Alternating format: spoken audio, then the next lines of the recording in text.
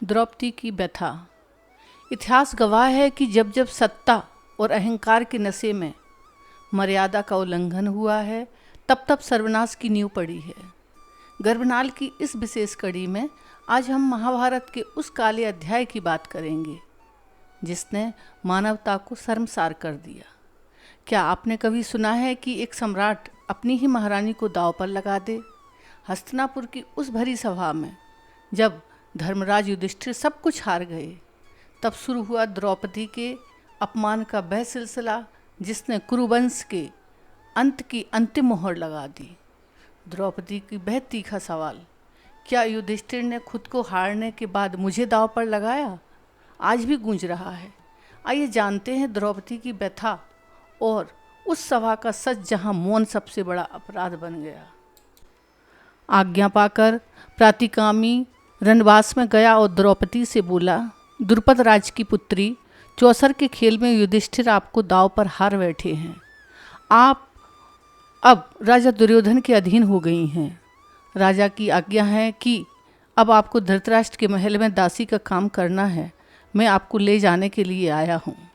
राजसूय यज्ञ करके राजा धीराज की पदवी पाकर जिन्होंने प्राप्त कर ली हो, उन सम्राट युधिष्ठिर की पटरानी द्रौपदी प्रातिकामी की इस अनहोनी सी बात को सुनकर भौचक्की सी रह गई, पर जरा संभल कर बोली, प्रातिकामी, यह मैं क्या सुन रही हूँ? अपनी ही राजमहिषी को किसी राजकुमार ने दांव पर लगाया है। बाजी के लिए महाराज युधिष्ठिर के पास क्या कुछ और चीज़ नहीं थी? प्रातिकामी ने बड़ी नम्रता से समझाते हुए कहा, युधिष्ठिर के पास कोई चीज़ नहीं रह गई थी और सारथी ने जुए के खेल में जो कुछ हुआ था उसका सारा हाल सुनाया। प्रातिकामी की बात सुनकर द्रौपदी अचेत सी रह गई। उसे ऐसा लगा मानो उसका कलेजा फट जाएगा। फिर भी वह क्षत्रिय स्त्री थी। जल्दी ही उसने अपने आप को संभाल लिया। क्रोध के मारे उसकी सुंदर आंखें लाल हो उठीं, मानो आग के अंगारे हों। वह प्रातिकामी से बोली, रथवान, जाकर उस हारने वाले जुए के खिलाड़ी से पूछो कि पहले वह अपने को हारे थे या मुझे। सारी सभा में यह प्रश्न उससे करना और उत्तर मिले तो वह मुझे आकर बताओ, उसके बाद मुझे ले जाना।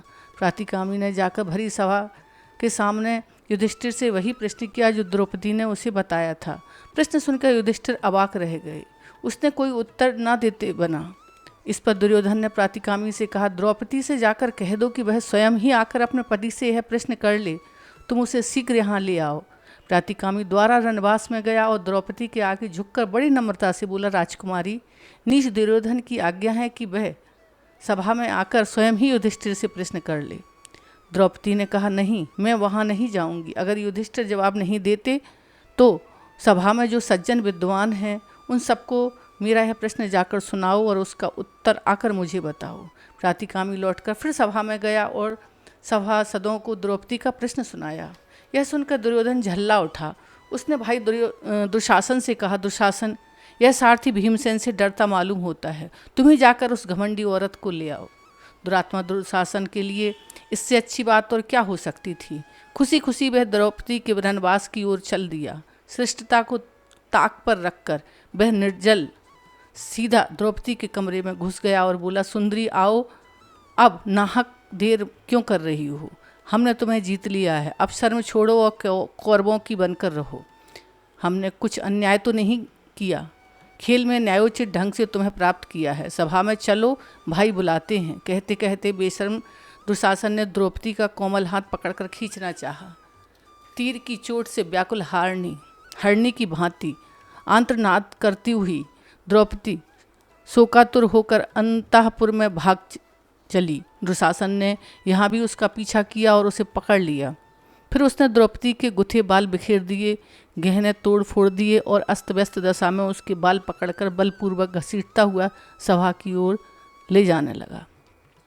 धृतराष्ट्र के लड़के दुशासन के साथ मिलकर भारी पाप कर्म करने पर उतारू हो गए। दुखी द्रौपदी ने अपना असीम क्रोध पी लिया। सभा में पहुंचकर वह गंभीर स्वर में उपस्थित वृद्धों को लक्ष्य करती हुई बोली, मंजे हुए खिलाड़ी और धोखेबाज लोगों ने कुचक्र रचकर महाराज युधिष्ठिर को अपने जाल में फंसा लिया और उसने मुझे दांव पर लगवा दिया। पर आप सब लोगों ने उसे मान कैसे लिया? जो खुद पहले ही अपने आप को पराधीन कर चुका हो, जिसकी स्वतंत्रता छिन गई हो, वह अपनी पत्नी की बाजी कैसे लगा सकता है?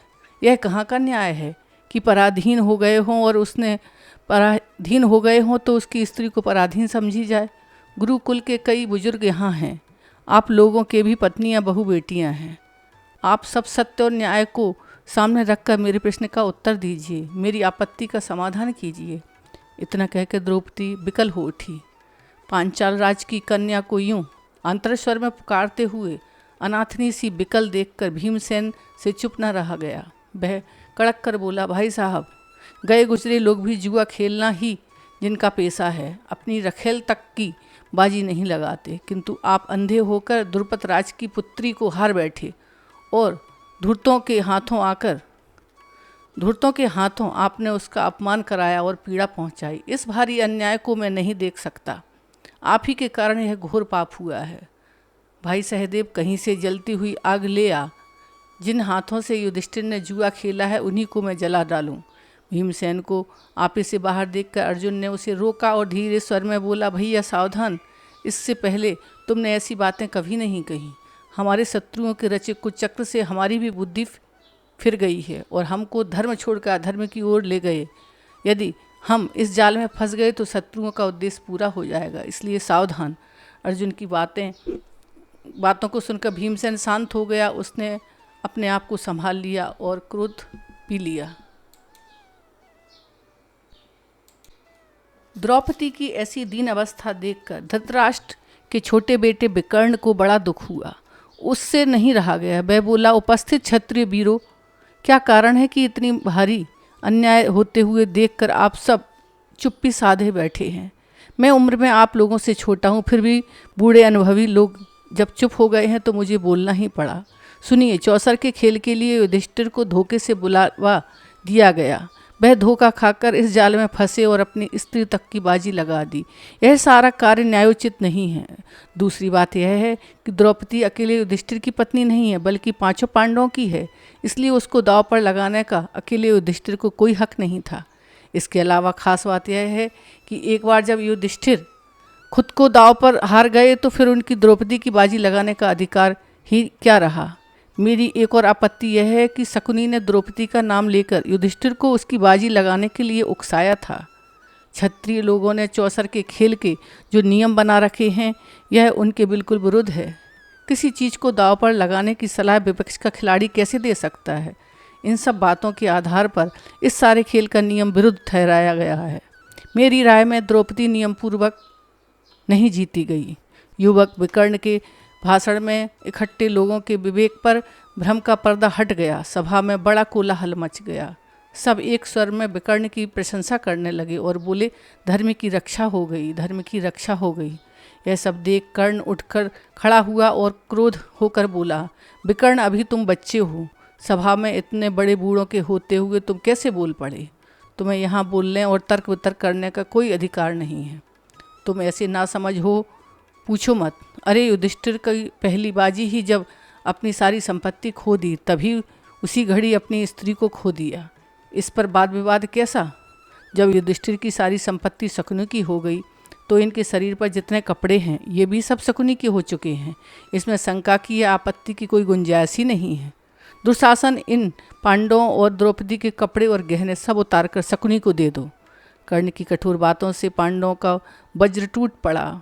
फिर भी 5 भाइयों ने यह सोचकर अभी उनके धर्म की परीक्षा होनी बाकी है, अपने अंगूछे उतारकर सभा में फेंक दिए। यह देख दुशासन द्रौपदी के पास गया और उसका वस्त्र पकड़कर खींचने लगा। अब बेचारी द्रौपदी क्या करती? मनुष्यों की आशा छोड़कर उसने ईश्वर की शरण ली और आंतस्वर में पुकार उठी, जगदीश परमात्मन, अब तू ही मेरी लाज रख। तू मुझ दीन अबला को ना छोड़ देना, तेरी शरण लेती हूँ। दीन बंधु, मेरी सुन, मुझे बचा। कहती हुई शोक विकल द्रुपद कन्या तत्काल मूर्छित हो गई। उस समय सभा वालों ने एक अद्भुत चमत्कार देखा। दुशासन द्रौपदी का वस्त्र पकड़कर खींचने लगा। ज्यों ज्यों वह खींचता गया त्यों त्यों वस्त्र भी बढ़ता गया। अलौकिक शोभा वाले वस्त्रों की सभा में ढेर लग गई। अंत में खींचते खींचते दुशासन की दोनों भुजाएं थक गईं। हाँफता हुआ वह थकान से चूर होकर बैठ गया। वह देवी चमत्कार देखकर सभा के लोगों में कपकपी सी फैल गई और धीरे स्वर में बातें होने लगीं। इतने में भीमसेन उठा। उसके होंठ मारे क्रोध के फड़क रहे थे। ऊंचे स्वर में उसने यह भयानक प्रतिज्ञा की, उपस्थित सज्जनों, मैं शपथ खाकर कहता हूँ कि जब तक भरत वंश पर बट्टा लगाने वाले इस दुरात्मा दुशासन की छाती चीरकर इसके गर्म खून से अपनी प्यास न बुझा लूँगा, तब तक इस संसार को छोड़कर पितृलोक नहीं जाऊँगा। भीमसेन की इस प्रतिज्ञा को सुनकर उपस्थित लोगों के हृदय भय के मारे थर्रा उठे। अचानक सियार बोलने लगे, गधों के रेंकने और मांसाहारी चील कौओं की चीखने चिल्लाने की मनहूस आवाज़ें चारों ओर से आने लगीं। इन सब लक्षणों से धृतराष्ट्र ने समझ लिया कि यह सब ठीक नहीं हुआ। उन्होंने अनुभव किया कि जो कुछ हो चुका है उसका परिणाम शुभ नहीं होगा। यह उनके पुत्रों और कुल के विनाश का कारण बन जाएगा। उन्होंने परिस्थिति को संभालने के इरादे से द्रौपदी को बड़े प्रेम से अपने पास बुलाया और उसे शांत किया तथा सांत्वना दी। उसके बाद युधिष्ठिर की ओर मुड़कर बोले, युधिष्ठिर, तुम तो अजात शत्रु हो, उदार हृदय के भी हो। दुर्योधन की इस कुचाल को क्षमा करो और इन सब बातों को मन से निकाल दो और भूल जाओ। अपना राज्य और संपत्ति वगैरह सब ले जाओ और इंद्रप्रस्थ जाकर सुखपूर्वक रहो और स्वतंत्रता पूर्वक विचरण करो।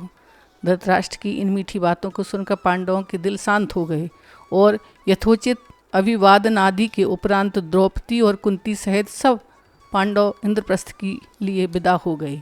पांडवों के विदा हो जाने के बाद कौरवों को बड़ी हलचल मच गई।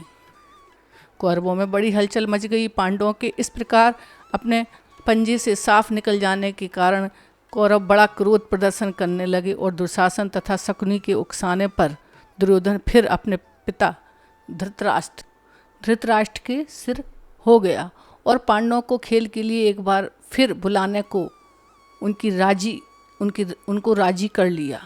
उसने धृतराष्ट्र से कहा, पांडवों को इस प्रकार लौटा देना ठीक नहीं हुआ। यहाँ उनका जो अपमान हुआ उसे वे भूल लेंगे नहीं और इंद्रप्रस्थ पहुँचते ही अपने दलबल के साथ हम पर चढ़ाई कर देंगे। नीति तो यही कहती है कि शत्रुओं को एक बार छेड़ने के बाद खुला नहीं छोड़ना चाहिए। अतः आप उन्हें चौपड़ खेलने के लिए फिर से बुलाइए। इस प्रकार ऐसी बातें तरकीब निकालने पर वे नाराज भी ना हों और हमारा काम भी बन जाए। और युधिष्ठिर को खेल के लिए बुलाने को फिर से दूत भेजा। उन दिनों क्षत्रिय में यह रिवाज था कि अगर चौपड़ के खेल के लिए बुलावा आवे तो कोई क्षत्रिय उसे अस्वीकार नहीं कर सकता था। यह एक प्रकार की चुनौती होती थी, उसे मानना ही पड़ता था। पिछली घटना के कारण दुखी होते हुए युधिष्ठिर को यह निमंत्रण स्वीकार करना पड़ा। वे बोले, अगर हमें जुआ खेलना ही पड़ा तो खेलेंगे। यद्यपि मैं जानता हूँ कि वह विनाशकारी है, पर इससे बचने का कोई उपाय भी नहीं है। मनुष्य शुभ और अशुभ कर्म से निवृत्त नहीं हो सकता। जैसा प्रारब्ध में होता है मनुष्य को वही करना पड़ता है। यद्यपि सुवर्ण का जंतु होना असंभव है, परंतु राम हिरण को देखकर लोभ में आ ही गए। यह इस बात का प्रमाण है कि जब पुरुषों का पराभव होने को होता है तब उनकी बुद्धि प्राय नष्ट हो जाती है। धर्मपुत्र युधिष्ठिर हस्तिनापुर लौटे और शकुनी के साथ फिर चौपड़ खेले। सभा में सब लोगों ने उन्हें बहुत रोका, पर ऐसा मालूम होता है मानो वह काल के अधीन हो गए थे। इस बार खेले यह शर्त थी कि हारा हुआ दल अपने भाइयों के साथ वन में जाए और 12 वर्ष वहाँ बिताए और 13वें वर्ष अज्ञातवास करे। अगर उस 13वें वर्ष में उनका पता चल जाए तो फिर उन सबको फिर से 12 वर्ष का वनवास भोगना पड़ेगा। इस बार भी युधिष्ठिर हारे और पांडव अपने किए गए वादे के अनुसार वन में चले गए। सभा में उपस्थित लोगों ने शर्म के मारे अपनी गर्दन झुका ली।